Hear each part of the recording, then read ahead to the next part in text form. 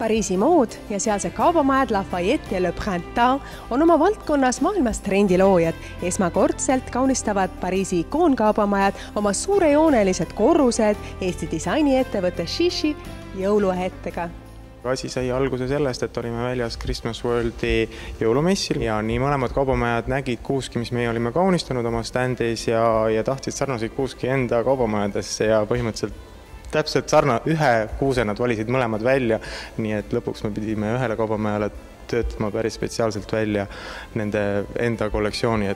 15 aastat tagasi lõid florist Taivo Piller ja Eesti Tallinna Prantsuse lütsemi lõpetanud Mart Haber disainiettevõtte. Esimesed tooted olid Eestis toodetud fiibervaasid ja kunstlilled.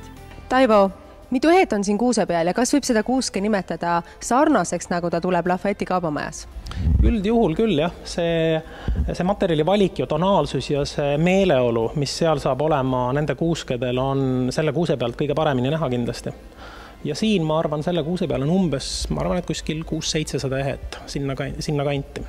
Lafayette on kindlasti üks suurim, nendel on üle maailma 60 kaubamaja. Maailma hetke trendikamate Shishi, muinasjutuliselt ilusate jõuluehete showroom asub tagasihoidlikus majas Viimsis. Me müüme suhteliselt tegelikult üle maailma. Ikkagi Saksamaa messidel on sisseostjad Ameerikast Jaapanini.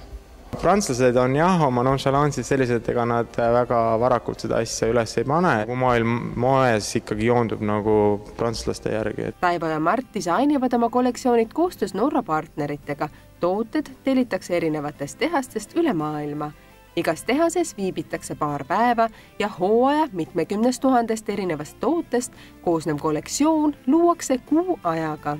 Eestlastele läheb rohkem ikkagi korda looduslähedus.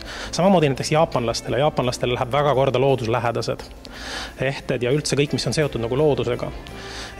Kogu Lõuna-Euroopa, Itaalia, Hispaania, Prantsusmaa, nendele läheb väga korda just selline vanaema kapist leitud vanad, justkui siis nagu sellised antiigimaiguga kollektsioon. Mis siin puu pealt paistvad ehetest on sinu lemmikud? No minu lemmikud on ausalt öeldes ikkagi praegu selle hooajal on, ütleme siis need, mis ka seal Prantsusmaal väga nagu siis selliseks moodsaks ja nõutuks osutusid on kõik need ehted, mis on nendest metalllilledest ja metalllehtedest, erinevad vormid, ripatsid, pärjad.